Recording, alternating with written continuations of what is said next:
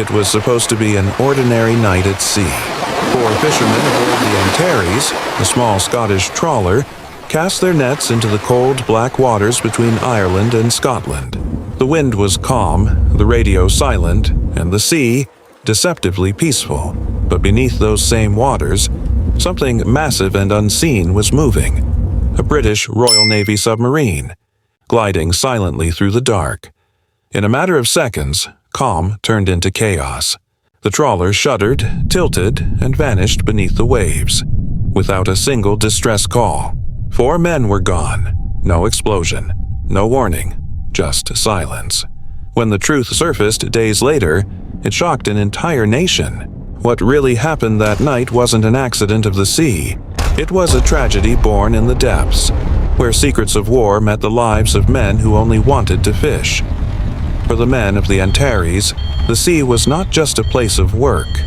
It was home. They had spent their lives reading the rhythm of the waves, trusting the pull of the tides, and knowing every sound the ocean made. On the night of November 22, 1990, they set out from the Scottish port of Carradale, just as they had countless times before. The crew, seasoned, disciplined, and bound by friendship, fished the familiar waters of the Firth of Clyde, a stretch long shared by Irish and Scottish fishermen alike.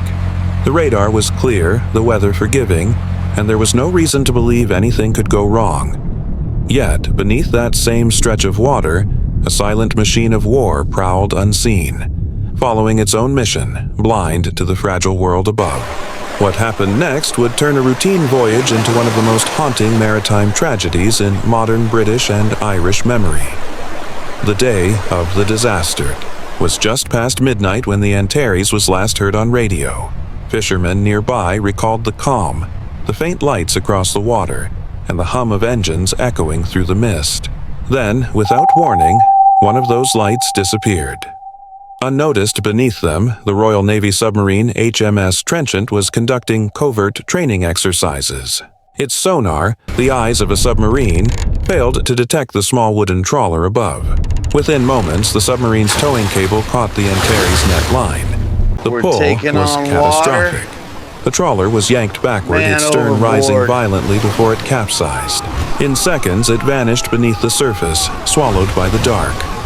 Nearby boats saw nothing but ripples. There was no mayday, no flares, no sound, only the vast, empty silence of the sea. When the sun rose, the Antares had vanished completely. Families waited at the harbor, scanning the horizon, unaware that the truth lay hidden hundreds of feet below. The investigation begins. 190 words. By dawn, the Coast Guard had launched a full search. Helicopters hovered over the gray waters, lifeboats combed the surface, and every local fisherman joined in the desperate hunt. Hours turned into a day, then 2. Still, there was no sign of life. We've been over this 100 times. Divers finally there found has the to be wreck. something we're They missing. discovered the Antares resting on the seabed. Nets tangled, hull crushed. It looked as if it had been pulled under with incredible force. The cause was unclear. At first, theories ranged from sudden mechanical failure to freak weather. But the sea had been A Royal calm that Navy night. submarine was Nothing involved. fit. Then, whispers began. Another vessel had been in the area. A submarine, part of a Royal Navy exercise. Locals spoke quietly of radar interference, of shadows beneath the waves. But the Navy said nothing. The submarine revelation days later, under growing public pressure, the Royal Navy finally admitted what many had suspected. One of its submarines, HMS Trenchant, had been operating in the same area at the exact time the Antares went down. During a routine training maneuver, the submarine's sonar failed to detect the trawler above. The trawler's fishing gear became entangled with the submarine's towed sonar array, a cable stretching hundreds of meters behind the vessel. In that instant, the Antares was pulled backward and down, dragged beneath the surface before the submarine crew even realized what had happened. Heavenly Father, By the we time ask for your HMS guidance on Trenchant the surfaced, sea. it was Keep too us late. safe from The storm sea and had already peril. claimed the Grant us a fishermen. bountiful When catch, investigators Lord, that we pieced may the sequence provide. together, the reality was chilling. A machine built for stealth and survival had, in peacetime, destroyed 4 innocent lives. Aftermath and public reaction. The aftermath was marked by sorrow, disbelief, and anger. Tragedy. Families in Caradale mourned their lost husbands, fathers, and sons, men who had set out to fish and never returned. Irish and Scottish fishing communities stood together in grief, demanding justice and accountability. Public outrage forced the Navy into a full inquiry. The findings were undeniable. The Antares had been dragged down by a Royal Navy submarine. The commander of HMS Trenchant was held responsible for failing to maintain a safe distance from surface vessels. In response, new safety protocols were introduced.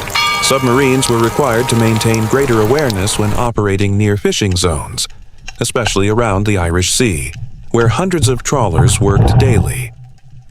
Reflection and closing message. More than 3 decades later, the story of the Antares still echoes through coastal towns of Ireland and Scotland. Fishermen speak of it quietly, not just as a tragedy, but as a warning.